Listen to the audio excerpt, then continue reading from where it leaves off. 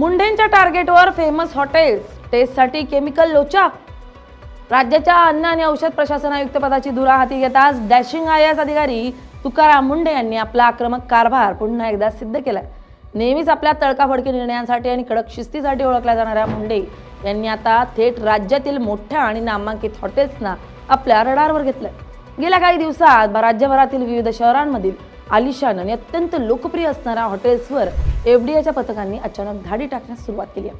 हॉटेलमधील पदार्थांची चव वाढवण्यासाठी, ते अधिक आकर्षक दाखवण्यासाठी आणि ग्राहकांना आकर्षित करून मोठा नफा कमवण्यासाठी मानवी आरोग्याला कमालीचे घातक ठरणारे केमिकल लोचा म्हणजेच विविध रसायनं आणि कृत्रिम घटकांचा सर्रास वापर केला जात असल्याचा दाट संशय प्रशासनाला आलाय।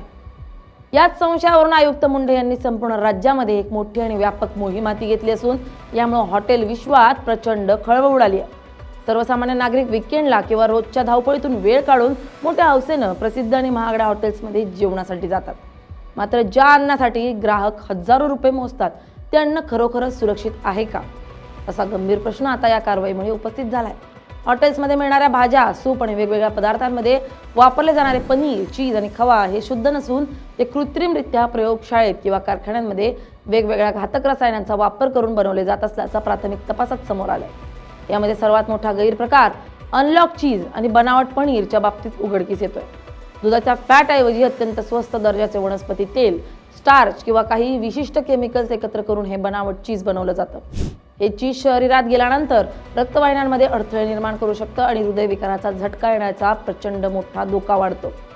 अनेक नामांकित हॉटेल्स केवळ आपला खर्च वाचवण्यासाठी या अखाद्य घटकांचा वापर पिझ्झा, बर्गर आणि विविध प्रकारच्या पंजाबी भाज्यांमध्ये करत असल्याचा संशय आल्यानं मुंढे यांनी अशा हॉटेल्सची कसून चौकशी करण्याचे आदेश दिले। पुण्यातील स्वारगेट, कोरेगाव पार्क आणि FC रोड सारख्या गजबजलेल्या आणि तरुणाईचं आकर्षण असलेल्या भागातील अनेक प्रसिद्ध फूड जॉईंट्स आणि रेस्टॉरंट्सवर FDAच्या विशेष पथकांनी अचानक छापे टाकले।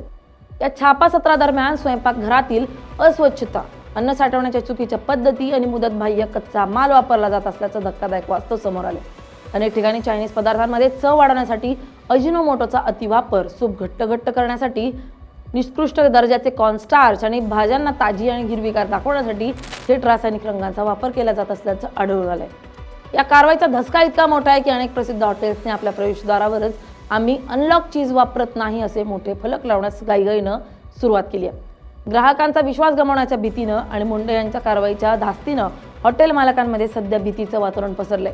केवळ पुणे आणि मुंबईसारखे मोठी शहरच नाही तर कोकण किनारपट्टीवरील रत्नागिरी, सिंधुदुर्ग आणि इतर पर्यटन स्थळांवरही या मोहिमेचा मोठा प्रभाव पाहायला मिळतोय।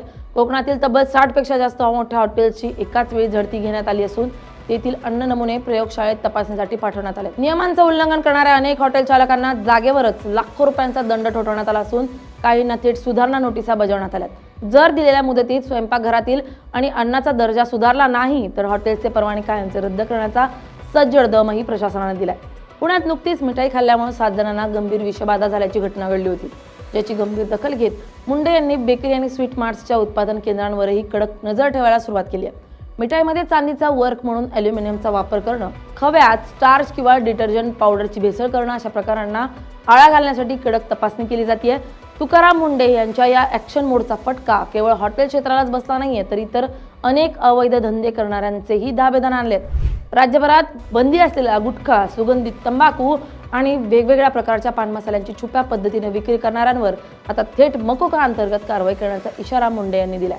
या कडक भूमिकेमुळे मराठवाडा, विदर्भ आणि पश्चिम महाराष्ट्रातील अनेक शहरांमधील पानटपऱ्यांनी कारवाईच्या भीतीनं स्वतःहून आपली दुकानं बंद ठेवणं पसंत केलंय। त्याचप्रमाणे पुण्यात नुकत्याच घडलेल्या विषारी दारूंच्या दुर्घटनेनंतर मुंढे यांनी आपला मोर्चा घातक रसायनांच्या अवैध साठ्यांकडे वळवलाय। भिवंडी परिसरातील गोदामांवर धाड टाकून प्रशासनानं तब्बल 6 टन घातक मिथेनॉल केमिकल जप्त केलं असून याचा वापर बनावट दारू किंवा सॅनिटायझर बनवण्यासाठी केला जाणार असल्याचा संशय आहे। याशिवाय बनावट औषधं आणि मानवी त्वचेला हानी पोहोचवणारी सौंदर्य प्रसाधनं बनवणाऱ्या कारखान्यांवरही कोट्यवधी रुपयांची कारवाई करून ते सील करण्यात आले। सर्वसामान्य जनतेच्या आरोग्याशी खेळणाऱ्या या भेसळ माफियांना पूर्णपणे निस्तनाभूत करण्यासाठी तुकाराम मुंढे यांनी आता थेट जनतेची मदत घेण्याचं ठरवलंय। त्यांनी सोशल मीडियाचा प्रभावी वापर करत आपल्या अधिकृत Instagram हँडलवरून नागरिकांना आवाहन केलंय, जर कोणत्याही हॉटेलमध्ये मिठाईच्या दुकानात किंवा औषध दुकानात काही संशयास्पद प्रकार आढळून आला तर त्यांनी थेट प्रशासनाकडे तक्रार करावी। तक्रारदारांचं नाव गुप्त ठेवून अवघ्या काही तासात संबंधित ठिकाणी धाड टाकली जाईल असं आश्वासन त्यांनी दिले। प्रशासनाच्या डिजिटल आणि गतिमान मोहिमेमुळे जनतेमध्ये विश्वासाचं वातावरण निर्माण झालं असून वर्षानुवर्षे ग्राहकांच्या आरोग्याचा बळी देऊन गडगंज नफा कमावणाऱ्या हॉटेल व्यावसायिकांचे धाबे पूर्णपणे दणाणले। तुकाराम मुंढे यांच्या या वादळी मोहिमेमुळे राज्यातील अन्न सुरक्षेचा दर्जा सुधारेल आणि हॉटेल्समधील हा केमिकल लोचा कायमचा बंद होईल अशी तीव्र भावना सध्या सर्वसामान्य नागरिकांमधून व्यक्त होते।